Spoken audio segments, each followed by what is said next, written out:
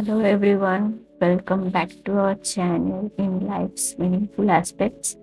আজকে আমি অনেকদিন পর চলে এসেছি আর একটা ব্লগ নিয়ে। এই ব্লগটা হচ্ছে আমাদের দীঘা যাওয়ার ব্লগ। আমরা দীঘা গেছিলাম লাস্ট 2023 সেপ্টেম্বর মাসের লাস্ট উইকে এবং গাড়ি করে গেছিলাম। এই ব্লগটা আমি শেয়ার করছি এখন, কারণ মাঝে কিছু টাইম আমার হয়নি ব্লগটা এডিট করা, বাট নেভারদিলেস আজকে আমার টাইম হয়েছে এবং এরপর আমি রেগুলার এই চ্যানেলে কন্টেন্ট পোস্ট করতে থাকবো। তাই জন্য অবশ্যই আমাদের এই চ্যানেলটিকে সাবস্ক্রাইব করবেন। এই ভিডিওটি যদি আপনার দেখে ভালো লেগে থাকে অবশ্যই লাইক করবেন এবং শেয়ার করবেন। তো আমরা চলেছি হচ্ছে এখন দীঘার দিকে। আমি দীঘা ট্যুরটা মানে আমি লাস্ট দীঘা গেছিলাম 2014 সালে, তারপর থেকে আমার দীঘা যাওয়াই হয়।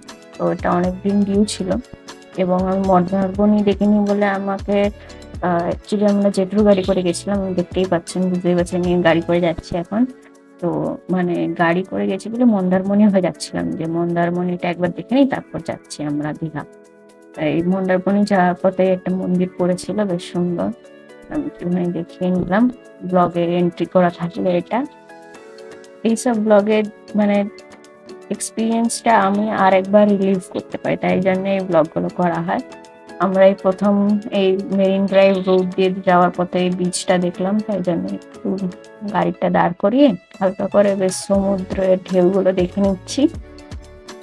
এবার আস্তে আস্তে গাড়িটা ছেড়ে দিলে এবং সামনে দেখতে পাচ্ছেন কি সুন্দর নীল আকাশ এবং এইদিকে সমুদ্র এবং আর এইদিকে হচ্ছে মানে গাছ, কোকোনাট গাছ, এবং ওইদিকে কিছু মানে ওখানকার বাসিন্দাদের বাড়িও আছেন। মানে মেরিন ড্রাইভ রোডটা মানে সত্যি দেখার মতন। মানে আমরা যেহেতু সেপ্টেম্বরের লাস্ট উইকে গেছিলাম, আমি যেখানে থাকি সেখানে বৃষ্টি হচ্ছিল তখন, তো আমি খুব চিন্তায় ছিলাম যে ওখানে গিয়েও যদি বৃষ্টি হয় তাহলে তো মানে ওয়েদারটা ভালো হবে না, তো ওখানে গিয়ে বেশ মজাও হবে না। কিন্তু লাকিলি দীঘার ওয়েদারটা সেদিনকে বেশ সুন্দর ছিল। আমাদের দুদিনের ট্রিপ ছিল, এটা হচ্ছে ফার্স্ট ডে। সেকেন্ড ডে ব্লগটা পরে আসবে, আপনারা অবশ্যই ততক্ষণ সাবস্ক্রাইব করে রাখবেন যাতে আপনারা এলেই ওটা যাতে ভিডিওটা দেখতে পান। দেখতেই পাচ্ছেন বেশ ঢেউগুলো আসছে এবং বোল্ডারে ধাক্কা খেয়ে ভেঙে যাচ্ছে। এই দৃশ্যগুলো দেখতে বেশ সুন্দরই লাগে, মানে যতই দেখা যায় ততই মানে আরো দেখতে ইচ্ছে করে ওরকম টাইপ। তো এখান দিয়ে আমরা চলেছি এখন শঙ্করপুরের দিকে। আমরা শঙ্করপুরে এসে গেছি এবং শঙ্করপুরে একটা হোটেলে আমরা থেকেছিলাম, শঙ্করপুর বিচের কাছে। এখানটা আমি হোটেলের আশপাশ একটুখানি ব্লগে দেখিয়ে দিচ্ছি, বেশ সুন্দর ছিল হোটেলটা এবং হোটেলটাই মেরিন ড্রাইভ রোডের উপরেই ছিল এবং তার পাশেই যে বললাম যে শঙ্করপুর বিচ ছিল, তো ওখানে বিচে বসার কোনো অসুবিধা হয়নি। আমরা এখন ওই বিচের শঙ্করপুর বিচের পাশেই একটা এমনি বোল্ডারের উপরে এরকম ভাবে বসেছিলাম। জেঠু আর বাবা এখানে গল্প করছিল বেশ সুন্দর, মানে ওদের গল্প কোনোদিন শেষ হয় না, মানে কি বলবো, মানে গল্প করেই যায়। আর এরকম ভাবে যে সমুদ্রের সামনে বসে গল্প বা এমনি বসে থাকলে সময় মানে কি করে যে চলে যায় বোঝাই যায় না।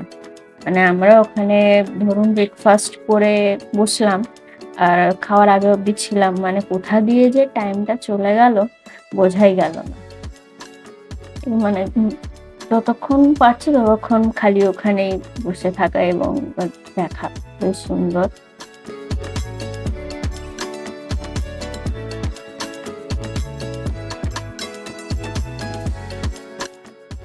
আমাদের খাওয়ার টাইম এবার হয়ে এসছে, তাই জন্য আবার ফিরে যাচ্ছি। এইখানে আমার মা বাবা এবং যেটু ডিসকাস করছে কি হবে এখন লাঞ্চে। আমি যতক্ষণ এই টাইমটা নিয়ে হোটেলের ইন্টেরিয়রটা দেখিয়ে দিচ্ছি, দেখুন আপনারা।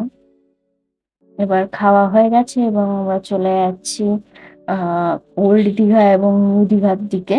আমরা যেহেতু শঙ্করপুরে ছিলাম, তো শঙ্করপুর থেকে আমাদেরকে একটুখানি ট্রাভেল করতে হচ্ছিল গাড়ি, আমরা তো গাড়ি করে গেছিলাম, তো গাড়ি করেই চলে গেলাম। এবং তার মাঝখানে আমরা এখানে এই সুন্দর বেশ একটা মানে কি বলবো, সমুদ্রের জলটা এখানে এসে ঢোকে তো, এবং এখানে বেশ মাছ ধরার বেশ ছোট ছোট এই নৌকো গুলো বেশ দাঁড়িয়ে আছে, তো দেখতে বেশ ভালো লাগছিল সিনারিটা। ওই জন্য একটুখানি ভিডিও করে নিচ্ছি।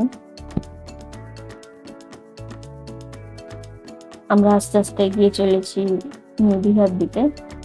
এটা নিউ দীঘায় বোধহয় আমরা চলে এলাম এবার, if I am not wrong. New Digha old Digha দেখে আমরা আবার রাত্রে আমাদের হোটেলে, যেটা শঙ্করপুরে, ওখানে ফিরে যাব। এখন আমরা যাচ্ছি ওল্ড দীঘার দিকে। মানে আগের বারে আমরা যখন 2014 এসেছিলাম তখন ক্রিসমাসের সময় ছিল, এত ভিড় ছিল দীঘায় যে মানে ভাবাই যাবে না। তো আমার ওটা খুব একটা ভালো লাগেনি, আমার অত ভিড় ভাড়টা ভালো লাগে না, বেশ একটু ফাঁক পর্দা থাকবে এটাই ভালো। তো ওই সেপ্টেম্বরের লাস্টে গেছিলাম, ওই সময়টা বেশ একটু অফ সিজন টাইপের, বেশ ভালোই ছিল, আর হোটেলটাও বেশ ফাঁকা ফাঁকা ছিল। আমরা এখানে সন্ধ্যে এবার নেমে এসছে। সন্ধ্যেবেলার এরকম বিচ একটু আলাদাই মনে হয়, মানে বিচ মানে ডিফারেন্ট টাইমের, দিনের বেশ ডিফারেন্ট ভাইবস দেয়। মানে এই সন্ধ্যেবেলাটা একটা আলাদাই, মানে সকালবেলাটা যেরকম ছিল ঠিক সেরকম না, কিন্তু একটা আলাদাই মজা আছে। এখানে বসেছিলাম কিছুক্ষণ বসে থেকে। এটা হচ্ছে ওল্ড দীঘা এবং নিউ দীঘার মাঝখানে একটা জায়গা, এবং এখানে চা ফা খেয়ে এবার আমরা একটুখানি এখান থেকে কেনাকাটা করে নেব, আবার ফিরে যাব। আমরা আবার চলে এসেছি হোটেলে, এবং হোটেলে আমরা এখানে আমার ছাদে আছি।